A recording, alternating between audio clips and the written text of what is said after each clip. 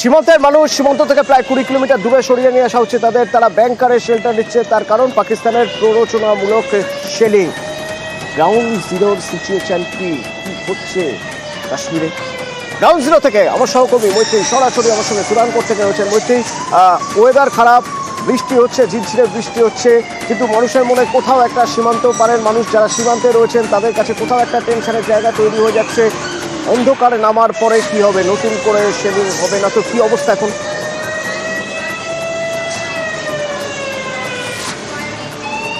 একেবারে দেখো অতনু, আমরাও এই মুহূর্তে যেখানে দাঁড়িয়ে রয়েছি আমরা আমাদের খালি চোখে আমরা পাকিস্তানের পাহাড় দেখতে পাচ্ছি এবং এই যে জায়গায় আমরা এই মুহূর্তে দাঁড়িয়ে রয়েছি সুরেনকোটের একেবারে বর্ডারে, এই গোটা এলাকাটাই কিন্তু আমি দেখানোর চেষ্টা করব, এই গোটা এলাকাটাই কিন্তু সেই সমস্ত ভালনারেবল এলাকার মধ্যে পড়ে যেখানে হেভি শেলিং হয়েছে। পুঞ্চের যদি কথা বলতে হয়, পুঞ্চ এবং তার আগের যে সমস্ত গ্রামগুলো সেখানে এত হেভি শেলিং হয়েছে যে সেখানকার মানুষ যারা কিছুটা হলেও পুঞ্চে এই মুহূর্তে কারফিউ জারি রয়েছে এবং যারা আহতরা রয়েছে শুধু তাদের পরিজনরাই কিন্তু বেশিরভাগ বাড়ির লোক তারা বেরিয়ে চলে যাচ্ছেন, তারা একেবারে জম্মুর দিকে বা নিচের দিকে চলে যাচ্ছেন। তার কারণ এর আগে তারা সীমান্তবর্তী এলাকায় সিজফায়ার ভায়োলেশন তারা দেখেছেন, মর্টারের শেলিং তারা দেখেছেন, কিন্তু একেবারেই পুঞ্চ মার্কেটে কালকে যেভাবে শেলিং হয়েছে সেই পরিস্থিতি তারা দেখেনি এবং তারা চোখের সামনে যেভাবে তাদের আপনজনেদেরকে আহত এবং মারা যেতে দেখেছেন সেই পরিস্থিতিতে দাঁড়িয়ে তারা আতঙ্কে ঘর ছাড়তে শুরু করেছেন।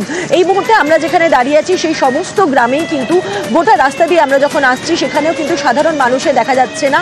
আমরা যেটা জানতে পারছি যে স্থানীয় প্রশাসনের তরফ থেকে একেবারে নির্দেশ দেওয়া হয়েছে একান্ত প্রয়োজন ছাড়া বাড়ির বাইরে না বেরোতে, বাংকারের মধ্যে থাকতে, এবং আমরা গোটা রাস্তা দিয়ে কিন্তু বারবার সেনার টহল দেখতে পাচ্ছি। তার কারণ যদি পরিস্থিতির কথা বলা হয় তাহলে গতকালের থেকে পরিস্থিতি শান্ত, কিন্তু তার থেকে অনেক বেশি থমথমে। তার কারণ যে কোনো মুহূর্তে যে কোনো কিছু হতে পারে এই এলাকায়, সেই আশঙ্কায় এই সীমান্তবর্তী যে এলাকাগুলি রয়েছে অর্থাৎ একেবারে রাজৌরি, ভিম্বরগলি, সুরেনকোট, পুঞ্চ, এই সমস্ত এলাকার মানুষেরা কিন্তু অত্যন্ত ভীত সন্ত্রস্ত হয়ে রয়েছেন এবং একটা চাপা টেনশন এই এলাকায় রয়েছে। তার কারণ গতকাল রাতে গতকালের দিন পর্যন্ত যে হেভি শেলিং হয়েছে তারপরে আজ গতকাল রাত যেটা গেছে সেই গতকাল রাতে অতটা শেলিং হয়নি গত রাতে, এবং সেখানেই তাদের আশঙ্কা যে এর পরে কি হবে। তার কারণ পাকিস্তান যেভাবে অ্যাটাক করছে এবং যেভাবে সাধারণ মানুষের ওপর তারা নিশানা করছে সেই পরিস্থিতিতে দাঁড়িয়ে তারা একেবারেই নিশ্চিন্ত হতে পারছে না, নিশ্চিত হতে পারছে না সেনাবাহিনী এবং পুলিশ প্রশাসন। এই দেশটার নাম তো পাকিস্তান। ভারতের সঙ্গে তো সবচেয়ে বড় তফাৎ এখানে, পাকিস্তান জঙ্গিদের আশ্রয় দেয়, পাকিস্তান জঙ্গিদের এবং জঙ্গিদের মদতে ছায়া যুদ্ধ চালায়, এগুলো সব জলের মতো পরিষ্কার হয়ে আছে। আর পাকিস্তান চায় ভারতের ক্ষতি হোক, ভারতে যারা থাকেন সাধারণ মানুষ, আম আদমি, যাদের হাতে অস্ত্র নেই তাদের ক্ষতি হোক, আর সেই ক্ষতি করার চেষ্টা করে যাচ্ছে। ভারতের সঙ্গে পাকিস্তানের এটাই তো তফাৎ, ভারত কিন্তু তা করেনি। অপারেশন সিঁদুর কি ছিল? পাকিস্তানে পিওকেতে বা পাকিস্তানে যে জঙ্গি ঘাঁটিগুলো রয়েছে, 9টি জঙ্গি ঘাঁটি একদম চিহ্নিত করে ট্যাকটিক্যালি শুধুমাত্র জঙ্গি ঘাঁটিগুলো ধুলোয় মিশিয়ে দেওয়া হয়েছে। কেন? কারণ এই 9টি জঙ্গি ঘাঁটি ছিল জঙ্গিদের আতুরঘর। আজমাল কাসেবের মতো উগ্রপন্থীরা এখানে ট্রেনিং নিয়েছে।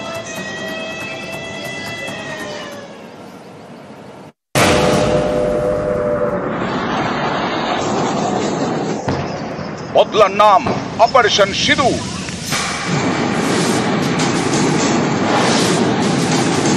এরপরে একের পর এক জঙ্গি ঘাঁটি ধুলোয় মিশিয়ে দিয়েছে ভারতীয় সেনাবাহিনী। 9 জঙ্গি ঘাঁটি ধ্বংস, এর মধ্যে 4টি পাকিস্তানে। এর মধ্যে রয়েছে মুরিদকে, এখানকার মার্কাজ দায়বায় লস্কর তৈবার সদর দপ্তর, লাহোর থেকে মাত্র 33 কিলোমিটার দূরে। এমন একটি জায়গায় ভারতের মিসাইল অ্যাটাক, লস্করের সদর দপ্তর মিশিয়ে দেওয়া হয়েছে ধুলোয়। এখানেই প্রশিক্ষণ নিয়েছিল আজমাল কাসাব, তারপর হামলা চালায় মুম্বাইয়ে, সেই জঙ্গি তৈরির কারখানা ধ্বংস।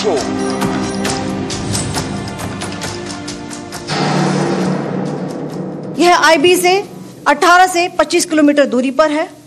2008 के मुंबई हमले के आतंकी भी यहीं से प्रशिक्षित हुए थे। अजमल कसब व डेविड हेडली भी यहाँ ट्रेन हुए थे। পাকিস্তানের জমিতে জঙ্গিদের আঁতুর ঘর, লাহোরের কাছে মুরিদকেতে লস্করের সদর দপ্তর, সেটাই গুঁড়িয়ে দিল ভারত। বুঝিয়ে দিল পাক অধিকৃত কাশ্মীর বা পাকিস্তান জঙ্গি কারখানা যেখানেই থাকুক না কেন তা মাটিতে মিশিয়ে দেওয়ার ক্ষমতা রয়েছে ভারতীয় সেনার। यह आईबी से 18 से 25 किलोमीटर दूरी पर है।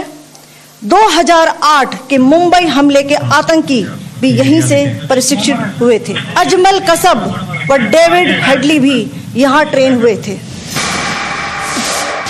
2016 পাঞ্জাবের পাঠানকোটে এয়ারবেসে হামলা চালায় পাক জঙ্গিরা।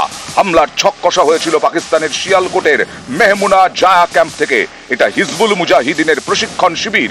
অপারেশন সিঁদুরে সেই ক্যাম্পও গুঁড়িয়ে দেওয়া হয়েছে।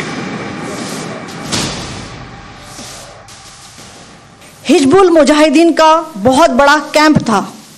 ये कठुआ जम्मू क्षेत्र में आतंक फैलाने का नियंत्रण केंद्र था। पठानकोट एयरफोर्स बेस पर किया गया हमला भी इसी कैंप से प्लान और डायरेक्ट किया गया था। ये इंटरनेशनल बाउंड्री से 100 किलोमीटर दूर है। जैश ए मोहम्मद का मुख्यालय था। यहाँ पर रिक्रूटमेंट, ट्रेनिंग व इंडॉक्ट्रिनेशन का केंद्र भी था। शीर्ष आतंकी अक्सर यहाँ आते थे। পাকিস্তানের কোলের ছেলে জৈশের মাথা মাসুদ আজহার স্বীকার করেছে তার পরিবারে 10 জন মারা গেছে। ঘনিষ্ঠ মহলে মাসুদ বলে, পুরো পরিবার হারিয়েছি, আমিও যে কেন মরলাম না, মরে গেলেই ভালো হতো।